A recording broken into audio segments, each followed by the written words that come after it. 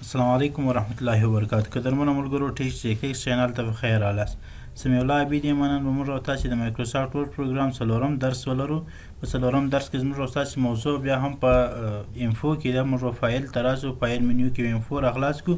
په انفو کې زموږ او تاسې موضوع چیک فار ایشوز ده. همدغه موضوع باندې به کار کوو. په دې موضوع کې لومړنی موضوع زموږ او تاسې انسپیکټ ډاکومنټ ده. کله چې موږ او تاسې وغواړو خپل ډاکومنټ کې تغیرات معلوم کړو، نو موږ تاسو له انسپیکټ ډاکومنټ څخه استفاده کوو. موږ تاسو باید یو داسې ډاکومنټ راخلاص کړو کوم چې ثبت شوی. نو زه راځم خپل کمپیوټر کې یو بل ډاکومنټ راخلاصوم. داسې ډاکومنټ راخلاصوم چې ما مخکې ثبت کړی همدغه ډاکومنټ دی. دا ډاکومنټ زه راخلاصوم. کله چې مې دا ډاکومنټ راخلاص کړي، اوس تغییر پکښې کې راولم. نو تغییر راوستلو سره وروسته ماته داسې کمپیوټر وښیي چې ستا په ډاکومنټ کې دا تغییر دی. زه هیډر ته راځم او د دې کمپیوټر په هیډر کې یو خط لیکم. کله چې زه د کمپیوټر په هیډر کې خط ولیکم، نو بیا به همدغه خط ما ته ښودل کېږي چې دا خط ستا په کمپیوټر کې اضافه شوی دی. راځو لومړی دلته راځو انفو ته. انفو ته چې کله راغلو، نو موږ تاسې انسپیکټ ډاکومنټ کلیک کوو. کله چې انسپیکټ ډاکومنټ کلیک کوو، یس په ورباندې کلیک کوو، اوس به موږ تاسې ته معلوم شي دا کوم تغیرات چې دلته تاسو وینئ ټیک مارکونه ورته لګېدلي دي. نو همدغه تغیرات مایکروسافټ ورډ پروګرام له دې لارې درته معلومولی شي. انسپیکټ به ورته کلیک کوئ. کله چې مو کلیک کوئ، کمپیوټر به یې چیک کړي.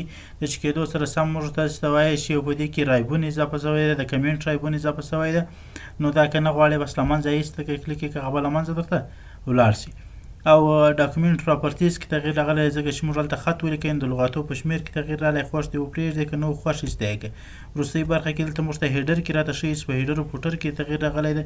اوس موږ ستاسو د کمپیوټر دا هیډر دی، په دې کې تغییر راغلی دی. زه ورته وایم چې دا دې له منځه ولاړ شي. کله چې زه کلیک کوم، نو اتومات شکل سره به هیډر او هغه څه تغیرات چې راغلي وو هغه به ټول له منځه ولاړ شي. یعنې زموږ په ثبت شوي ډاکومنټ کې چې کوم تغیرات موږ راوړي وو، ټول یې بېرته له منځه یوړل او ایسته یې کړل.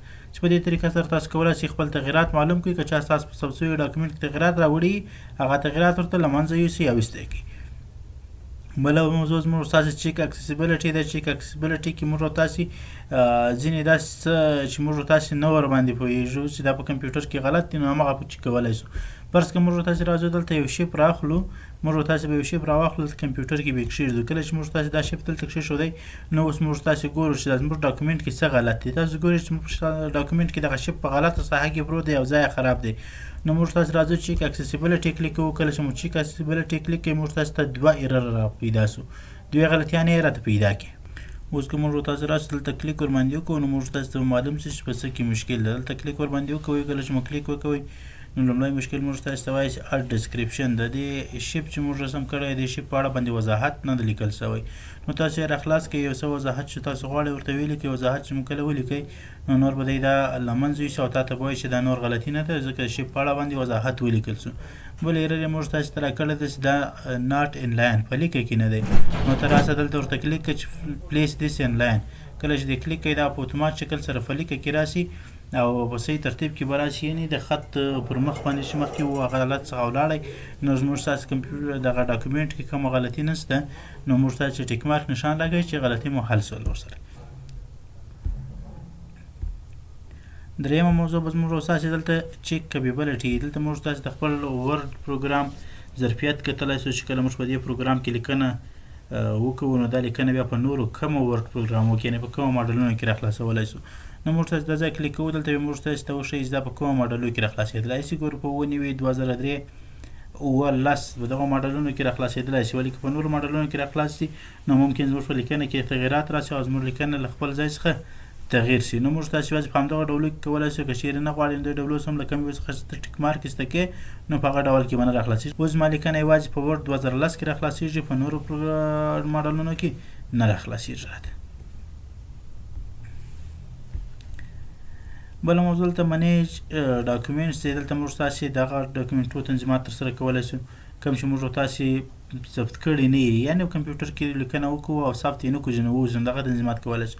ریکاور ان سیو ډاکومنټ به کلیک کړئ. کله چې تاسو کلیک کړئ، دلته هغه ډاکومنټونه چې تاسو جوړ کړي دي، کار مو کړی دی، ولې بیرته مو ثبت کړي دي، ځینې تللی هغه بدلو ښیي. هر یو چې مو خوښ شو دا انتخاب کړئ او اوپن یې کړئ. له اوپن کولو سره وروسته به تا ته هغه راخلاص. اوس دا ډاکومنټ ما کار پکې کړی دی. کوم وخت چې زه ځینې وتم، دلته د وتلو پر مهال مې دلته د سیو پر ځای باندې ډونټ سیو انتخاب کړی دی. نو په اتومات شکل سره دا وتلی دی او له منځه تللی. همداسې که ځینې ډاکومنټونه ته ولرئ تا له مخکې ثبت کړي. فرض کړئ زه راځم یو داسې ډاکومنټ راخلاصوم چې ما مخکې له مخکې ثبت کړی دی، د هغه تغیرات هم راته ښیي. دا ډاکومنټ دی دا ما مخکې ثبت کړی دی. اوس راځو دلته ګورو انفو ته چې کله موږ تاسې راسو نو په انفو کې ساده شکل سره ګورئ دلته موږ تاسې ته ښودل شوی دی چې پر 12 بجې 4 ډاکومنټ کلوز کړئ او تغیرات مې نه دي ثبت کړي. کلیک پر باندې وکوئ. کله چې مو کلیک وکوئ ډایرکټ به ستاسو مخ ته راسي چې دغه ډاکومنټ تاسو کلوز کړی دی او تغیرات مو نه دي پکې کې ثبت کړي. نو له دې لارې موږ تاسو کولی شو هغه ډاکومنټونه چې موږ یې ثبت نه کړو ځینې ووځو بیرته د هغه راواخلو. چېرته نه وو پکار نو بیا موږ تاسو راځو دلته او ډیلیټ آل باندې کلیک کوو. اوس هغه ډاکومنټونه چې موږ تاسو تغییر پکې کې راوستلي دي ولې ثبت کړي مو نه دي نو هغه ټول له منځه وړلی سو. موږ تاسو به دا کلیک کوو. کله چې مو کلیک کوئ یا ورباندې کلیک کوئ نو دا ډاکومنټونه د آینده لپاره نور له منځه ولاړل او نور بیا ته بیرته لاسرسی نه ورته لري او نه یې سره اخیستلی. بس یوه کې موږ تاسو کولی شو د خپل ډاکومنټ ثبت کړو. هر ځای کې ثبتوئ دې فولډرانو کې ثبتوئ که غواړئ د کمپیوټر حافظه مکمله را خلاصه کړئ نو براوز کلیک کړئ. دلته به تاسو د کمپیوټر حافظه ټوله فلاس درکړي. په کمپیوټر کې په هر ساحه کې چې تاسو غواړئ ثبت کړئ نو په هغه ساحه کې ثبتولی شئ. فرض کړئ زه راځم دا په ډاکومنټ کې ثبتوم نو ډاکومنټ به ورته کلیک کړئ او اوس په نوم کې تغییر راولئ. هر نوم چې تاسو ورته خوښ شو همغه نوم ورته ورکړئ تر څو پر بیا په هغه نامه سره درته ثبت شي. زه دا ډاکومنټ ثبتوم نو کلیک ورباندې کوم. کله چې مو سیو کلیک کوئ برابر ډاکومنټ تاسو ته په همغه ځای کې چې تاسو ښودلی په همغه نامه به ثبت شي. بله موضوع سیواز ده. په سیواز کې بیا موږ تاسو کولی شو همدغه یو ډاکومنټ په څو ځایونو څو نومونو یا څو ډولونو باندې ثبت کړو. یعنې موږ تاسو که چېرې دا ډاکومنټ ثبتوو نو موږ د ډاکومنټ یو وارې نه 2 وارې 3 وارې یا هر څو وارې چې تاسو خوښوئ صرف یا به تاسو نوم سره وربدلوئ او یا به راځئ د نامه پر ځای بې ډول وبدلوئ یا بې ډول پر ځای باندې تاسو لوکیشن یا موقعیت سره وربدلوئ. نو موږ تاسو راځو دلته ډول یې په دې ځای کې بدلولی سیو از ټایپ ده. دلته یې کلیک کوئ. کله چې مو کلیک کوئ هر ډول چې تاسو وغواړئ که پی ډي اف ډول وغواړئ پی ډي اف ثبتولی شئ که په نورو ډولو کې وغواړئ په هر ډول کې تاسو کولی شئ ثبت یې کړئ. صرف ډول سره بدل کړئ یا نوم ور بدل کړئ یا ځای ور بدل کړئ نور مشکل حل. هسټوري همدغسې ده لکه څنګه چې په هوم کې موږ تاسو وویل هغه مخکې چې موږ کوم پروګرامونه را خلاص کړي دي کوم ډاکومنټونه مو را خلاص کړي دي نو هغه راته ښیي. په هسټوري کې هم همغسې دی چې کمپیوټرانو کې غیر فعاله ده. ممکن یوازینی علت یې دا وي چې دا په هوم کې موږ تاسو ته دا شیان ټوله ښودل کېږي نو دوباره یې د دې د راتللو ضرورت نشته.